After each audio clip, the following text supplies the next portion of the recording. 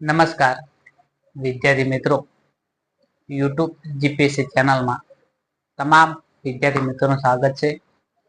મિત્રો, ચેનલમાં નવા હો તો ચેનલને સબસ્ક્રાઇબ કરી બાજુમાં આપેલ બેલ આઇકનને પ્રેસ કરી દેશો. મિત્રો, કે રિઝનિંગની અંદર તુલનાત્મક ક્રમ આજે આપણે આગળ જોઈએ. કે તુલનાત્મક ક્રમની અંદર પ્રથમ દાખલો જોઈએ કે ટીના કરતા અનિતા મોટી છે પણ રાજુ કરતા નાની છે. ઉષા કરતા દીપક નાનો છે પણ અનિતા કરતા મોટો છે. રાજુ દીપક કરતા નાનો છે તો સૌથી મોટું કોણ? મિત્રો, કે સૌથી મોટું કોણ? તો જોઈએ કે ટીના કરતા અનિતા મોટી છે. તો આપણે દાખલાનો સોલ્વ કરીએ કે ટીના કરતા અનિતા મોટી છે. તો મિત્રો, કે અનિતાને ઉપર લખીએ કે અનિતા મોટી છે તો આપણે એને ઉપર લખીએ, અને ટીના નાની છે તો આપણે નીચે લખીએ. ટીના કરતા અનિતા મોટી છે પણ રાજુ કરતા નાની છે. મિત્રો, કે રાજુ કરતા નાની છે. અનિતા ટીના કરતા તો મોટી છે પણ રાજુ કરતા નાની છે. તો રાજુને આપણે ઉપર લખીએ કે અનિતા કરતા રાજુ મોટી છે. કે ટીના રાજુ કરતા નાની છે. ઉષા કરતા દીપક નાનો છે. કે ઉષા કરતા દીપક નાનો છે. તો મિત્રો, આપણે બાજુમાં એને લખીએ કે ઉષા કરતા દીપક નાનો છે. તો ઉષાને ઉપર લખીએ અને દીપકને નીચે લખીએ.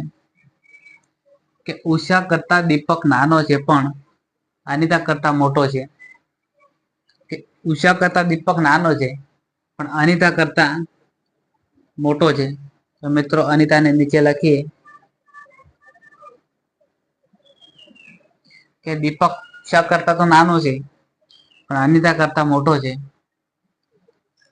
રાજુ દીપક કરતા નાનો છે. કે રાજુ દીપક કરતા નાનો છે.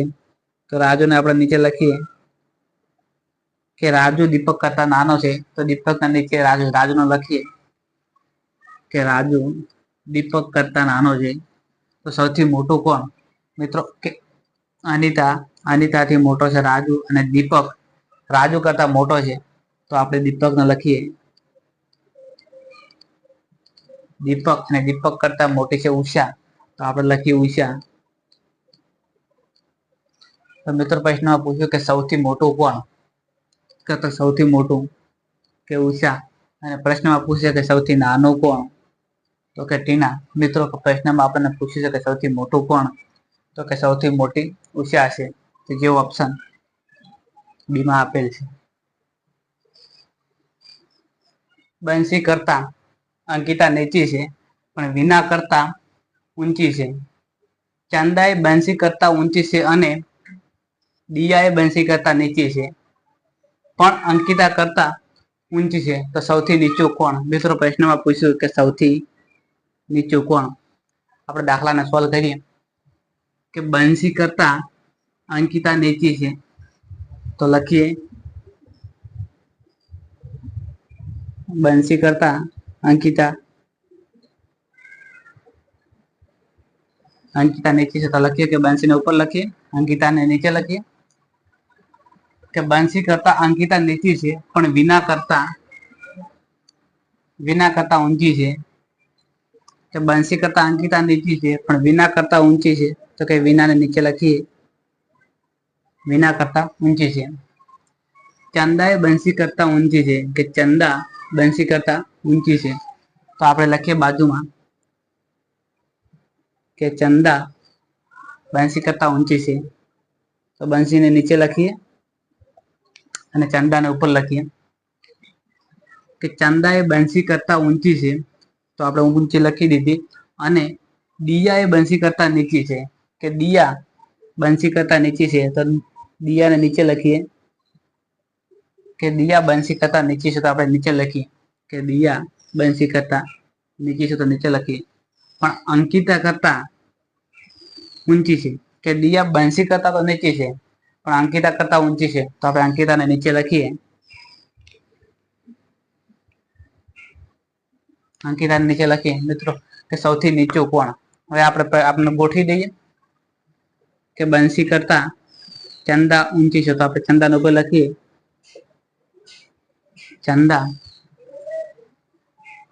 અને મિત્રો ડીઆઈ બંસી કરતા નીચી અને અંકિતા કરતા ઊંચી છે, તો કે બંસી કરતા નીચી અને અંકિતા કરતા ઊંચી, તો વચ્ચે દિયા છે, તો મિત્રો વચ્ચે દિયાને લખીએ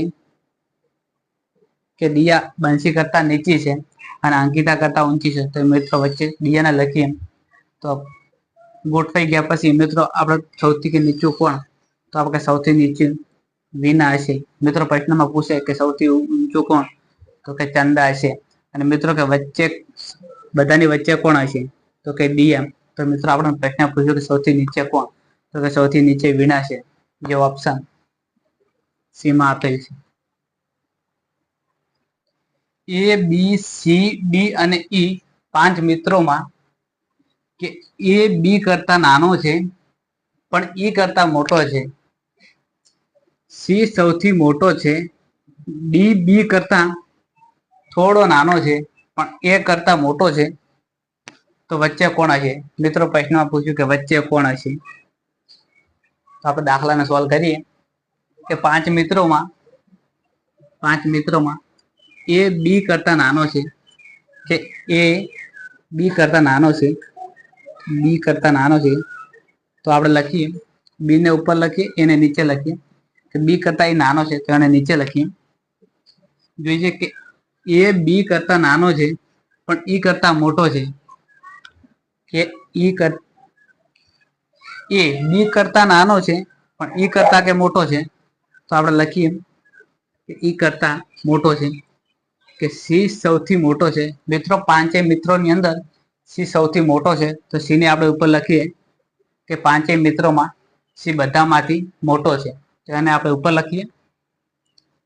કે ડી બી કરતા થોડો નાનો છે, કે ડી બી કરતા થોડો નાનો છે, તો કે ડી ને લખીએ બી કરતા થોડો નાનો છે પણ એ કરતા મોટો છે. કે ડી બી કરતા થોડો નાનો છે અને એ કરતા થોડો મોટો છે, તો આપણે લખીએ કે બી થી નાનો અને એ થી ઉપર, તો ડી. તો કે વચ્ચે કોણ હશે, તો મિત્રો આપણે ગોઠવીએ કે સી સૌથી ઉપર, એના નીચે બી, બી થી નાનો કે ડી, અને ડી થી નાનો છે એ,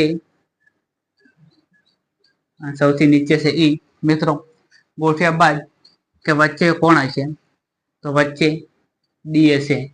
એવી જ રીતે કે સૌથી ઉપર કોણ, સૌથી મોટો કોણ હશે, તો સી, અને સૌથી નાનો કોણ હશે, તો ઈ. મિત્રો પ્રશ્નમાં આપણે પૂછ્યું કે બધામાંથી વચ્ચે કોણ, તો વચ્ચે ડી હશે, જે ઓપ્શન સી માં આપેલ છે. બી ઈ કરતા જાડો છે, એ જે કે બી એ કરતા જાડો છે પણ એ જેટલો નહીં.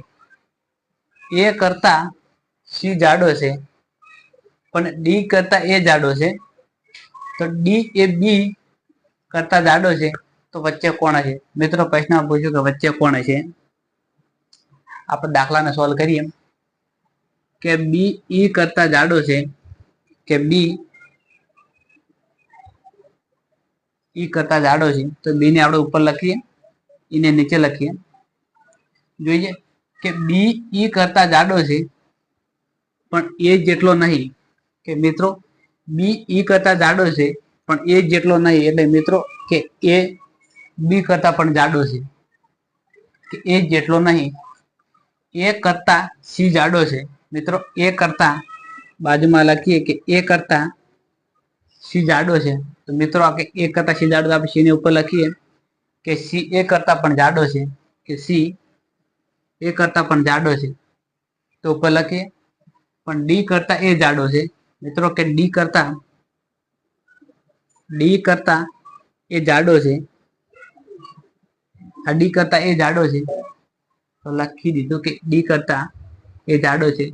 ડી એ બી કરતા જાડો છે, આ ડી એ કે બી કરતા જાડો છે, તો મિત્રો કે ડી એ કરતા પાતળો છે અને બી કરતા જાડો છે, તો મિત્રો કે આ ડી રહ્યો એ અને બી ની વચ્ચે આવશે, કે એ અને બી ની વચ્ચે ડી આવશે, તો મિત્રો કે વચ્ચે કોણ છે આપણે ગોઠવીએ કે સૌથી ઉપર સી, એના નીચે એ,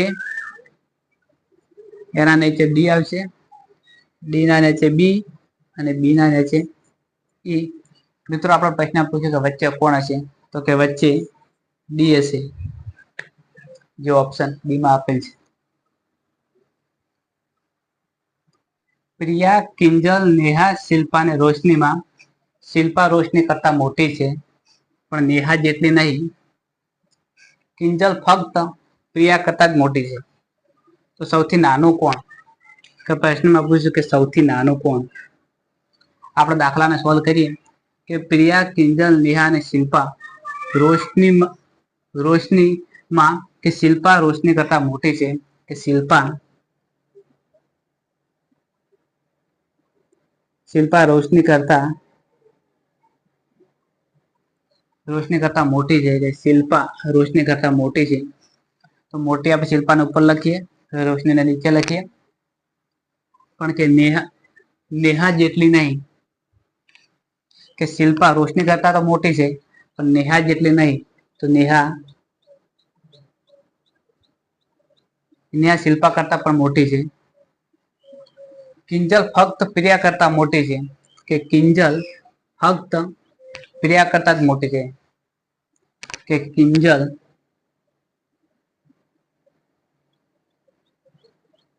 ફક્ત